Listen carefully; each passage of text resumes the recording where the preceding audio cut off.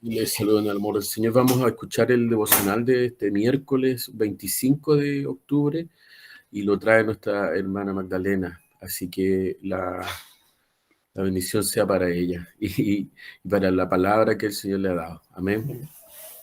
Amén, amén. Gracias, Marco.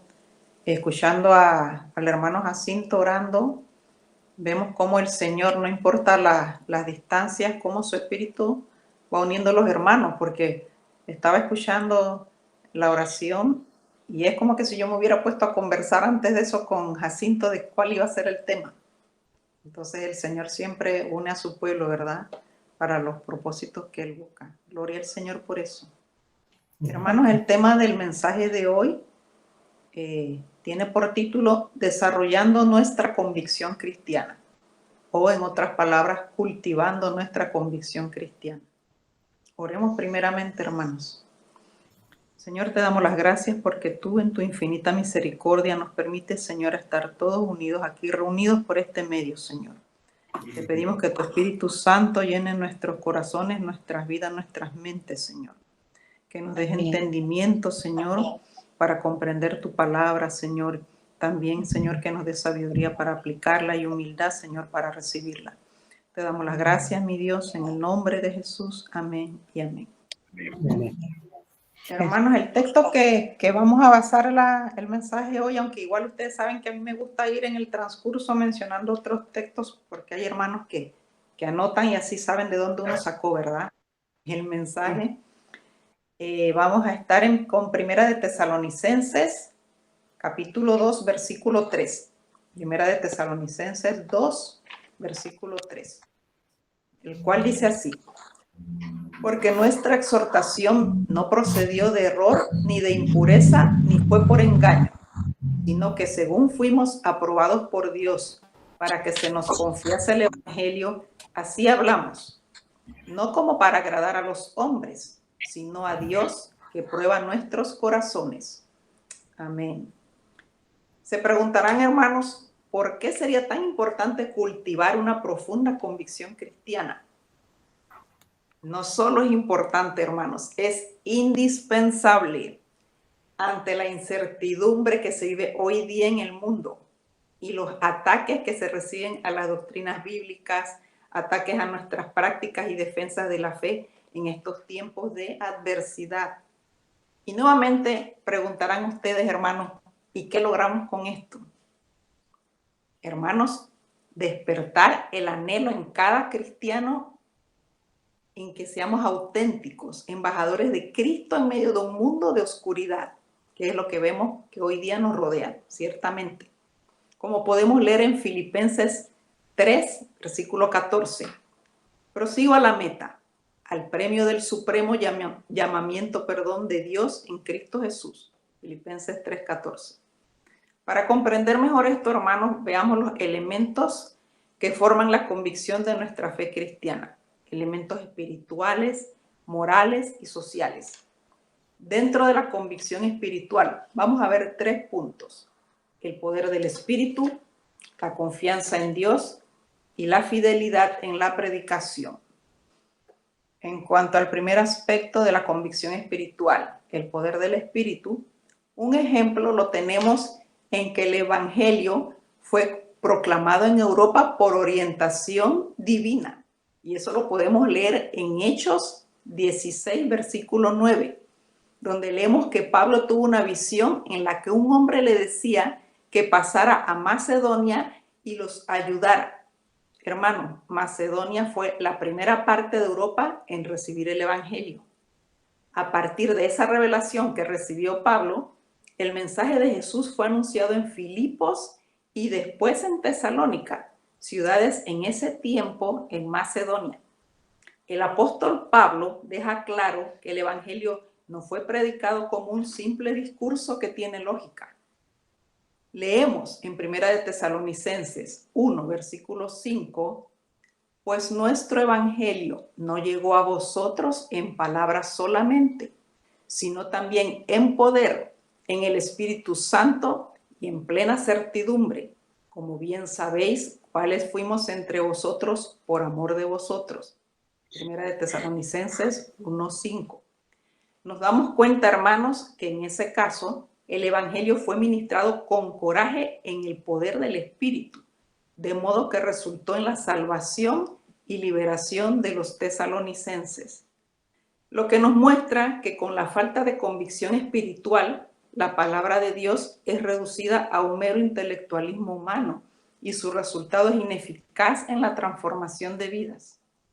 Eso lo podemos ver en 1 Corintios 2, del 1 al 5. Vamos a leer los versículos 4 y 5. 1 Corintios, capítulo 2, versículos 4 y 5. Y ni mi palabra ni mi predicación fue con palabras persuasivas de humana sabiduría, sino con demostración del Espíritu y de poder, para que vuestra fe no esté fundada en la sabiduría de los hombres, sino en el poder de Dios. Amén. Otro punto que debemos tomar en cuenta, hermanos, es la confianza en Dios.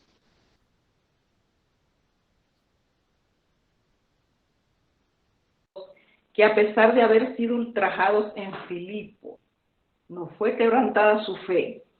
En otro pasaje de Hechos 16, antes de predicar en Tesalónica, después que los azotaron con varas públicamente a él y a Silas, y los encarcelaron con los pies sujetos a un cepo, y a pesar de estar heridos, en Hechos 16:25 nos dice que Pablo y Silas a medianoche oraban y cantaban himnos a Dios y los demás presos les oían. Después de esa dura prueba, no desmayaron, sino que impulsados por el Espíritu llegaron a Tesalónica. En medio de sus luchas y con valentía y confianza anunciaron a Cristo. Hermanos, la palabra nos anima a no desmayar en la predicación del Evangelio, a confiar en Dios, a no acobardarnos nunca ante las amenazas de prisión o muerte.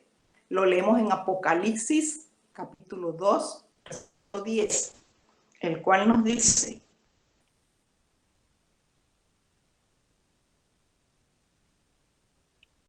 el diablo echará a algunos de vosotros en la cárcel para que seáis probados, y tendréis tribulación por 10 días. Sé fiel hasta la muerte, y yo te daré la corona de la vida. Hermanos, tenemos que ser fiel porque Dios también es fiel, y su palabra se va a cumplir en nosotros. Y un tercer punto, hermanos, dentro de la convicción espiritual, es la fidelidad en la predicación. Pablo nos muestra en 2 de Pedro, capítulo 1, versículo 16, que la doctrina cristiana no procede de fábulas inventadas que llevan a las personas a creer en mentiras. Al contrario, Pablo declara que el Evangelio es de Dios y que Dios prueba nuestro corazón, como leímos en Tesalonicenses al inicio de esta reflexión. Vemos entonces en 2 de Corintios 2:17, que lo voy a leer en la versión Reina Valera contemporánea porque me gustó la traducción para este versículo. 2 de Corintios 2:17. Nosotros no somos como muchos que negocian con la palabra de Dios, sino que hablamos de Cristo con sinceridad, como enviados por Dios y en la presencia de Dios. Amén, hermanos. Vemos así que somos exhortados a mantener la fidelidad en la predicación, en el mensaje, a repudiar a los que falsifican la palabra de Dios, y debemos anunciar a Cristo con sinceridad. Ahora pasemos a la convicción moral. La convicción moral está compuesta por 3 aspectos también: rectitud en las acciones, reputación intachable, vida irrepresible. Veamos entonces acá en la convicción moral la rectitud en las acciones. Al llegar a Cristo, hermanos, la convicción por en la vida del creyente que ha sido salvado. Por este motivo, la Biblia nos orienta en otras recomendaciones a dejar la mentira y hablar la verdad. Leamos Efesios 4, versículo 25. Desechando la mentira, habla verdad cada uno con su prójimo, porque somos miembros los unos de los otros. Efesios 4:25. Somos miembros los unos de los otros. Recordemos, hermanos, que todos pertenecemos a un mismo cuerpo que es Cristo, ¿verdad? Luego en Efesios 4, 28 y 29, nos dice también que no debemos hurtar, sino trabajar, no pronunciar palabras corrompidas o vulgares, sino utilizar palabras que edifiquen. El mismo Pablo atribuye la rectitud de sus propias acciones al afirmar en 1 de Tesalonicenses 2, 5, nunca usó un sentimiento falso para obtener un favor. Una conducta de rectitud es una de un creyente transformado, hermanos. 1 de Juan 3:18 dice: hijitos míos, no amemos de palabra ni de lengua, sino de hecho y en verdad. Eso está en 1 de Juan 3:18. Otro punto dentro de nuestra convicción moral es que debemos procurar una reputación intachable, como podemos leer en 1 de Tesalonicenses 2, 5 y 6. Leamos el versículo 6, el cual dice: ni buscamos gloria de los hombres, ni de vosotros, ni de otros, aunque podíamos seros carga como apóstoles de Cristo. Pablo no trabajaba para el reino en busca de reconocimiento humano. Él adoptó esa postura mencionada en todo lugar, mostrando coherencia e integridad de su apostolado. Vemos así claramente que las personas que aspiran fama y prestigio caen en tentación y deshonran al evangelio. También como parte de nuestra convicción moral debemos tomar en cuenta el llevar una vida irreprensible, es decir, una conducta que no puede ser censurada. Una postura irreprensible implica obediencia en los asuntos morales, actitud de rectitud y ejemplo de conducta sin reproche. Pablo era consciente de la influencia que su vida ejercía sobre los fieles y el ejemplo que debía darles. Eso lo dice 2 de Tesalonicenses 3:9. Hermanos, el grado de compromiso adoptado por un creyente con los valores del reino de Cristo es un reflejo del nivel de su comunión con Dios. Veamos lo que nos dice 1 de Corintios, capítulo 10, versículo 32. No seáis tropiezo ni a judíos, ni a gentiles, ni a la iglesia de Dios. 1 de Corintios 10, 32. Terminando entonces, hermanos, pasemos ahora a la convicción social, que forma parte también de nuestra fe cristiana. Aquí hablaremos de dos aspectos: el bienestar común y la dedicación desinteresada. El bienestar común alcanza a los hombres en sus necesidades físicas y espirituales. El papel de la iglesia es de proclamar el evangelio y aliviar el sufrimiento, promoviendo el bienestar social entre los hermanos. Santiago 2, 15 al 17 nos dice: y si un hermano o una hermana están desnudos y tienen necesidad del mantenimiento de cada día, y alguno de vosotros les dice: id en paz, calentaos y saciaos, pero no les dais las cosas que son necesarias para el cuerpo, ¿de qué aprovecha? Así también la fe, si no tiene obras, es muerta en sí misma. Eso está en Santiago 2, del 15 al 17. Sabemos que el mal social tiene origen en el pecado, hermanos, pues hay inversión de valores, violencias e injusticias. En esa dirección, hermanos, es así como el deber cristiano abarca lo moral y lo social. La dedicación exclusiva de una parte en detrimento de otra no retrata el Evangelio de Cristo. Santiago 4, 17 nos dice: y al que sabe hacer lo bueno y no lo hace, le es pecado. Santiago 4, 17. Veamos entonces el último punto, hermanos: la dedicación desinteresada. Vemos, hermanos, que Pablo, para proveerse del sustento necesario, se valió de su oficio de fabricante de tiendas. Eso está en Hechos 18:3. Y para no ser carga para la iglesia, como se menciona en 1 de Tesalonicenses 2:9, se desgastó en una actividad laboral extenuante. Ahora bien, hermanos, es importante en este punto resaltar algo para que ustedes no digan: bueno, ¿y ahora qué doctrina es esa que nos trae Magdalena? No. La Biblia no condena la provisión financiera para los obreros, pues el mismo apóstol Pablo en 1 de Corintios 14 escribió que el Señor ordenó que los que anuncian el evangelio, que vivan del evangelio. y que digno es el obrero de su salario. Está en 1 de Timoteo 5:18.